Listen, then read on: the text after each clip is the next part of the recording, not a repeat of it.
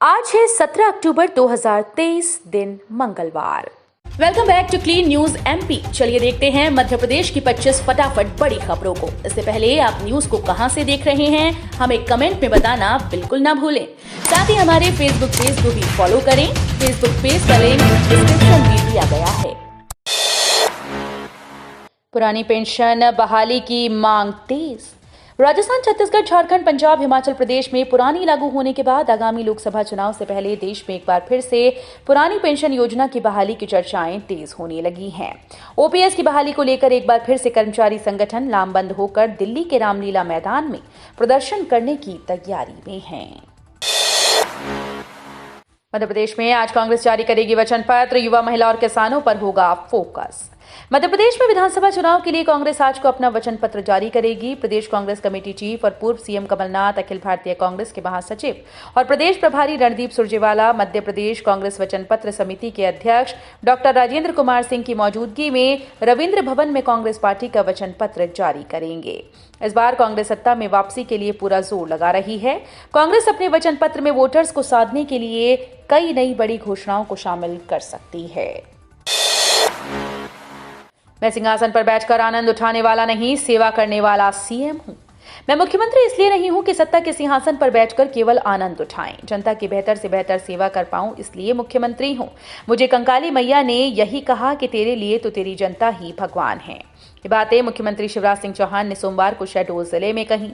मुख्यमंत्री ने शहडोल जिले की जयसिंह नगर विधानसभा और जैतपुर विधानसभा में चुनावी सभाओं को संबोधित किया। प्रधानमंत्री के ग्वालियर दौरे की तैयारियां शुरू। मध्य प्रदेश के ग्वालियर में ऐतिहासिक किला स्थित सिंधिया स्कूल के 125वें स्थापना दिवस समारोह में प्रधानमंत्री नरेंद्र मोदी शामिल होने जा रहे हैं। ये समारोह 21 अक्टूबर को होगा। वहीं कार्यक्रम को लेकर तैयारियां शुरू की गई। पीएम मोदी करीब 2 घंटे तक किले पर रहेंगे, जिसके लिए जिला प्रशासन और पुलिस ने अपने स्तर पर तैयारियां शुरू कर दी हैं। पीएम मोदी की सुरक्षा को लेकर चप्पे चप्पे पर पुलिस की नजर रहेगी। किसानों ने एसईसीएल पर लगाया वादा खिलाफी का आरोप। मध्य प्रदेश के शहडोल जिले में किसानों ने साउथ ईस्टर्न कोलफील्ड्स लिमिटेड के जीएम ऑफिस का घेराव किया। किसानों का आरोप है कि एसईसीएल ने किसानों की जमीन अधिग्रहण कर उन्हें नौकरी देने का वादा किया था, लेकिन उन्हें अब तक नौकरी नहीं मिली। इसी के विरोध में किसानों ने सोमवार को एसईसीएल दफ्तर के सामने धरना प्रदर्शन किया। जानकारी के मुताबिक शहडोल एसईसीएल दफ्तर के बाहर विरोध कर रहे सभी किसान जिले के अमलाई थाना क्षेत्र के रामपुर गांव के रहने वाले हैं। बसपा ने जारी की प्रत्याशियों की 5वीं सूची। इन 5 नामों पर लगाई मुहर। मध्य प्रदेश में आगामी विधानसभा को लेकर सभी दलों ने अपनी कमर कस ली और पार्टी लगातार अपने उम्मीदवारों की घोषणा कर रही है। इस बीच बसपा ने अपने उम्मीदवारों की 5वीं सूची जारी कर दी। इस लिस्ट में 5 प्रत्याशियों का ऐलान किया गया। जारी सूची में रसाल सिंह को लाहौर से टिकट मिला। वहीं कांग्रेस से बसपा में आए यादवेंद्र सिंह को नागौद से प्रत्याशी के रूप में उतारा गया। एमपी कॉलेज में 80,000 प्रवेश प्रक्रिया फिर से शुरू। मध्य प्रदेश शासन के तकनीकी शिक्षा विभाग के द्वारा सर्वोच्च न्यायालय के आदेश के तहत एक बार फिर से प्रवेश प्रक्रिया शुरू की जा रही है। 80,000 के लिए ये प्रवेश प्रक्रिया शुरू होगी। भारत सरकार अखिल भारतीय तकनीकी शिक्षा परिषद की ओर से दिनांक 20 अक्टूबर तक प्रवेश प्रक्रिया पूरी करने के निर्देश दिए। मध्य प्रदेश में तकनीकी शिक्षा विभाग के द्वारा संचालित महाविद्यालयों में 2 लाख सीट्स हैं। इनमें से 1,20,000 सीट्स खाली हैं। परीक्षा फॉर्म में गलत जानकारी देने पर कॉलेज होगा जिम्मेदार, बीयू प्रशासन सख्त। राजधानी में स्थित बरकतउल्लाह विश्वविद्यालय द्वारा विद्यार्थियों की शिकायतों को लेकर संबद्ध कॉलेजेस की जवाबदारी तय की जाएगी। विश्वविद्यालय प्रशासन ने संबद्ध कॉलेजेस पर सख्ती बरतते हुए कहा कि कई कॉलेज के विद्यार्थियों के बीए, बीकॉम, बीएससी, बीबीए के फॉर्म जमा नहीं किए गए। रोल नंबर में छात्र छात्राओं के नाम, पिता के नाम, तारीख और विषय में त्रुटि पाई जाती है। इससे विद्यार्थियों की अंक सूची और डिग्री में भी गलती रहती है। इससे विद्यार्थी परेशान होकर विश्वविद्यालय का चक्कर काटता है। बीए, बीटेक, एमबीए और एमसीए की रिक्त सीट्स के लिए आज 17 अक्टूबर से शुरू होंगे पंजीयन। तकनीकी शिक्षा के प्रमुख सचिव ने पत्र लिखा कि मध्य प्रदेश के लिए सुप्रीम कोर्ट ने प्रवेश की तारीख 20 अक्टूबर तक रखी। इसे देखते हुए directorate of technical education college level counselling करवाने जा रहा है। इसके अंतर्गत आज 17 अक्टूबर से पंजीयन शुरू होंगे। विद्यार्थी 10 स्नातक और 3 स्नातकोत्तर पाठ्यक्रम में प्रवेश के लिए आवेदन कर सकते हैं। जीतू पटवारी का शिवराज पर हमला, कहा 1,000 करोड़ का लोन लिया, फिर 45,000 करोड़ के नारियल फोड़ दिए। कांग्रेस नेता जीतू पटवारी ने कहा कि विधानसभा चुनाव के नजदीक आते ही भाजपा द्वारा एक ट्रक नारियल बुलाकर पूरे प्रदेश में नारियल फोटो आयोजन किया गया और करोड़ों रुपए की घोषणाएं कर दी गईं, लेकिन घोषणा के नाम पर जनता को किसी तरह का कोई लाभ नहीं दिया। पटवारी ने कहा कि सीएम शिवराज ने 1,000 करोड़ का लोन लिया और 45,000 करोड़ की घोषणाओं के नारियल फोड़ दिए। एमपी में मौसम ने बदली करवट। मध्य प्रदेश के खंडवा, टीकमगढ़ समेत कई इलाकों में मूसलाधार बारिश दर्ज की गई। खंडवा में हुई तेज बारिश में शहर के नाले नालियां ओवरफ्लो होकर सड़क पर बहने लगे।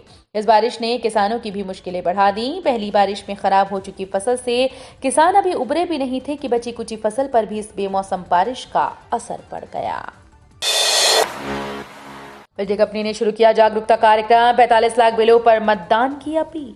मजबूत लोकतंत्र के लिए मतदान जरूरी है। इस क्रम में अधिक से अधिक मतदान के लिए निर्वाचन कार्यालय और अन्य सरकारी विभागों के साथ इंदौर बिजली कंपनी द्वारा भी जागरूकता कार्यक्रम शुरू किया गया। साथ ही बिजली के बिलों पर भी मतदान अवश्य करने की अपील की जा रही है। दरअसल भारत निर्वाचन आयोग के निर्देश हैं कि सभी शासकीय विभागों के अधिकारी कर्मचारी मतदान जागरूकता कार्यक्रम में शामिल होंगे और अपने स्तर पर मतदाता जागरूकता कार्य करेंगे। शहर की सड़कों पर लग रहा जाम, अवैध पार्किंग और अवैध बाजार बने मुसीबत। शहर की सड़कें जाम हो रही हैं। त्योहार के चलते बाजार में भीड़ होने लगी है। शहर की सड़कों पर अवैध पार्किंग, अवैध बाजार मुसीबत बन गए। इस वजह से सड़कें घिरी हैं और जाम लग रहा है। अब त्योहार के चलते खरीदारों की भीड़ है और ट्रैफिक लोड बढ़ रहा है, इसलिए सड़कों पर सुबह से रात तक गाड़ियां रेंग रही हैं। शहर की सड़कों पर सुबह से शाम तक जाम के हालात बने रहते हैं। आम लोग परेशान हैं। इंदौर में प्रतिदिन सामने आ रहे डेंगू के 10 नए केस, अब तक 312 मरीज मिले। जिले में डेंगू के मरीजों की संख्या बढ़ती जा रही है। प्रतिदिन करीब 10 नए केस आ रहे हैं, जिनसे स्वास्थ्य विभाग की चिंता बढ़ गई। विभाग द्वारा चलाए जा रहे जागरूकता अभियान का भी कोई खास असर नजर नहीं आ रहा।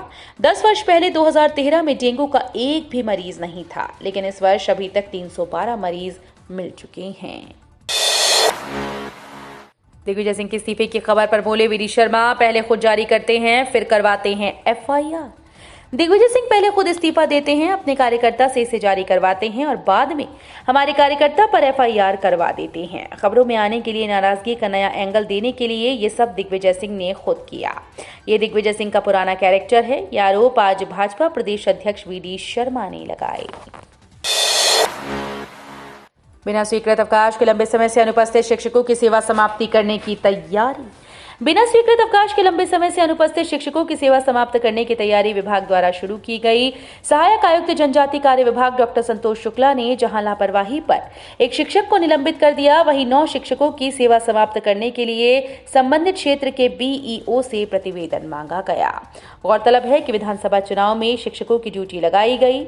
लापरवाह शिक्षक प्रशिक्षण में भी अनुपस्थित रह रहे हैं।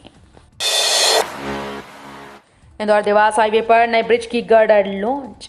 इंदौर देवास नेशनल हाईवे के ऊपर निर्माणाधीन नए 2 लेन फ्लाईओवर की गर्डर लॉन्च कर दी गई। ये ब्रिज शिप्रा से देवास के बीच इंदौर को उज्जैन गरोट नेशनल हाईवे से कनेक्टिविटी देने के लिए बनाया जा रहा है।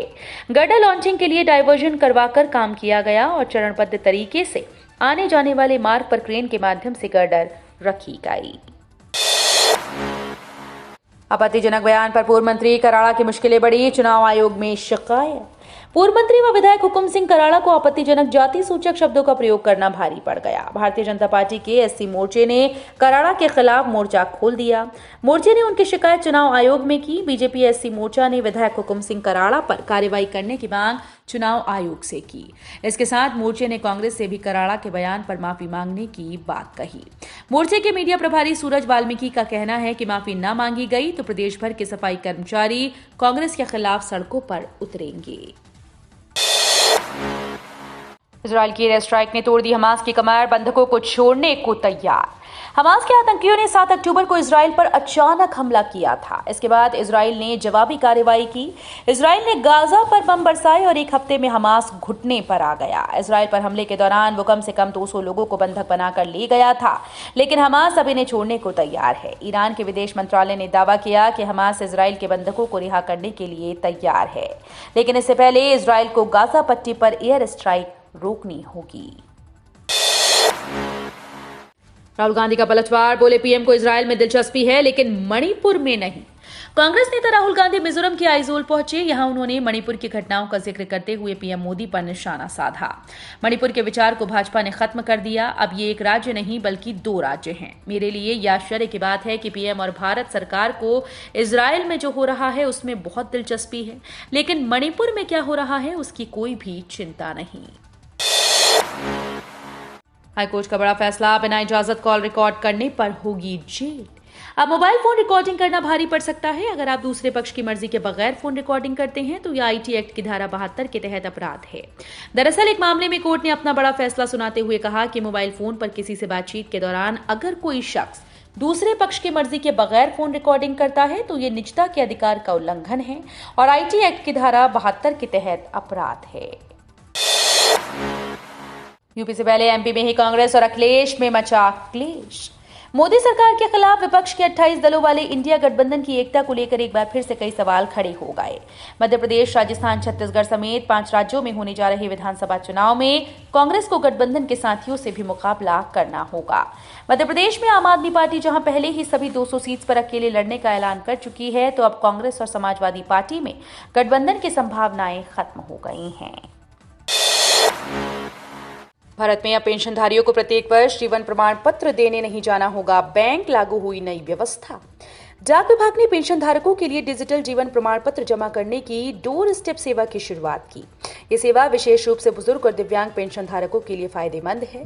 डिजिटल जीवन प्रमाण पत्र की जरूरत पेंशनधारकों को हर साल 1 अक्टूबर से 30 नवंबर के बीच जीवन प्रमाण पत्र जमा करना अनिवार्य है, ताकि पेंशन की प्राप्ति जारी रह सके। डाकिया के माध्यम से सेवा इस सुविधा को शुरू करने के लिए डाक विभाग ने आईपीपीबी और इलेक्ट्रॉनिक्स मंत्रालय के साथ सहयोग किया। भैया हम पैसा डाल रहे हैं, तुम्हें दिक्कत क्या है, बोले शिवराज। शहडोल में सीएम शिवराज ने कांग्रेस पर जमकर हमला बोला। उन्होंने महिला सम्मेलन और लाडली बहना कार्यक्रम को संबोधित करते हुए कहा कि कांग्रेसी आजकल बड़े परेशान हैं।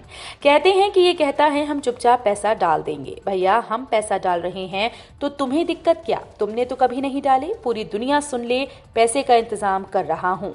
जैसे ही पैसे का इंतजाम हुआ, योजना की राशि 1250 से बढ़ाकर 3000 कर दूंगा। आकाश विजयवर्गीय ने इस मुद्दे पर जेपी नड्डा को लिखी चिट्ठी।